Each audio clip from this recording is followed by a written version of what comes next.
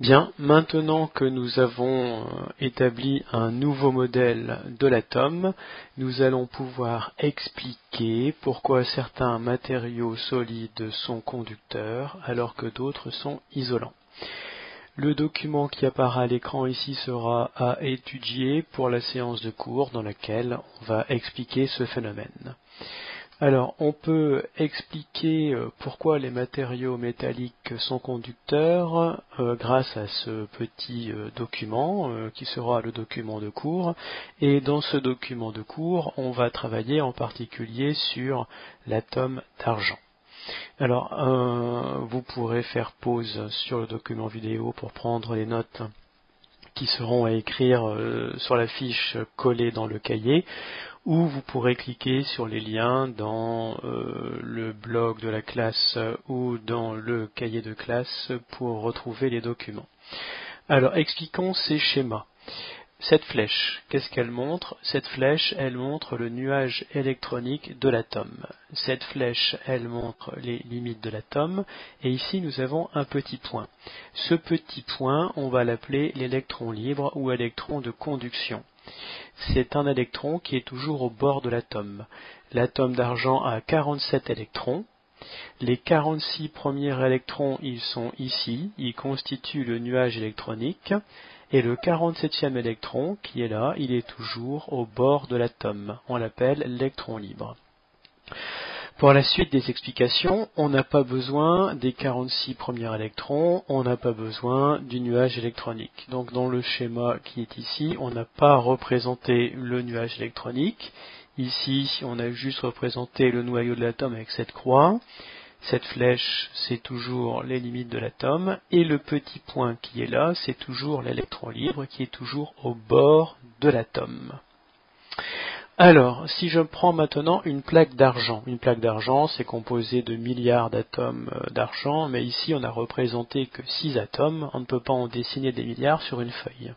Alors, mes atomes dans la plaque d'argent, comment se comporte l'électron libre dans cette plaque?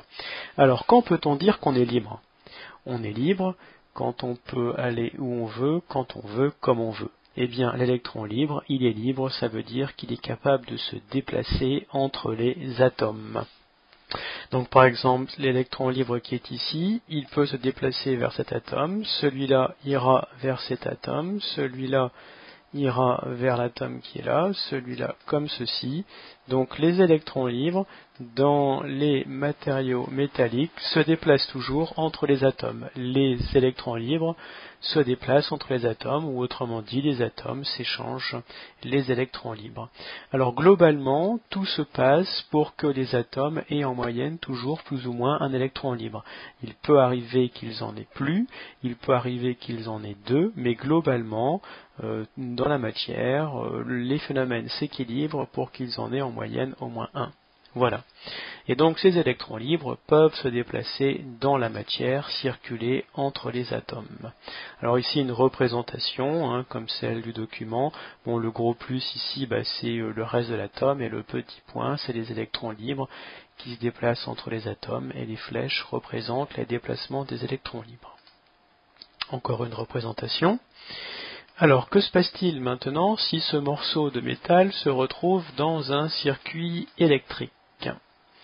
Alors, une petite animation pour expliquer ce qui se passe. Voilà. Alors, nous avons ici la possibilité de grossir la matière pour découvrir ce qui se passe à l'intérieur. Donc, vous avez ici, on travaille sur le cas du cuivre, mais c'est pareil pour l'argent, c'est vrai pour tous les matériaux métalliques, ce que l'on dit aujourd'hui. Donc, vous avez ici l'atome de cuivre, et les petits points bleus, ce sont les électrons libres qui se déplacent n'importe comment dans la matière.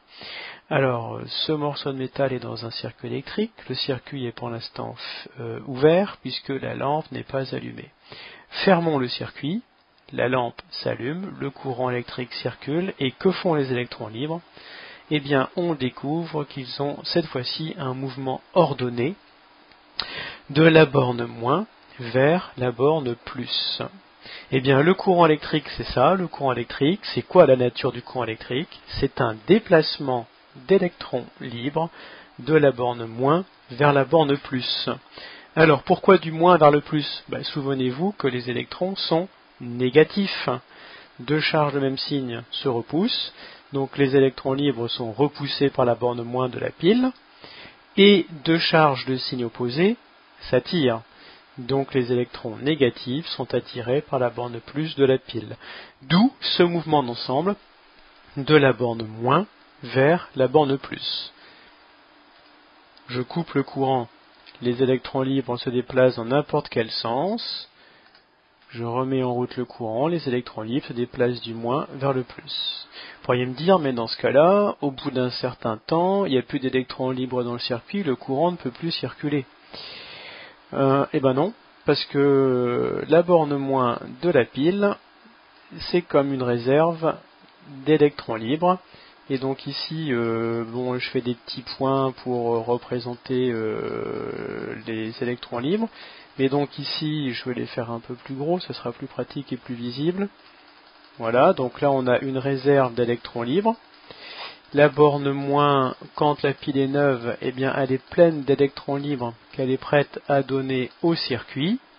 Par contre, elle, la borne plus, reçoit les électrons libres du circuit, donc c'est un autre réservoir, la borne plus, et la borne plus, petit à petit, se remplit d'électrons libres. Alors, quand peut-on dire que la pile est usée? Eh bien, la pile est usée quand le réservoir négatif n'a plus d'électrons libres à donner au circuit, ou quand le réservoir positif ne sait plus recevoir les électrons libres du circuit. Voilà, donc le courant électrique dans un métal, c'est un déplacement d'électrons libres de la borne moins vers la borne plus. La borne moins repousse les électrons libres et donne des électrons libres au circuit. La borne plus reçoit les électrons libres et attire les électrons libres du circuit.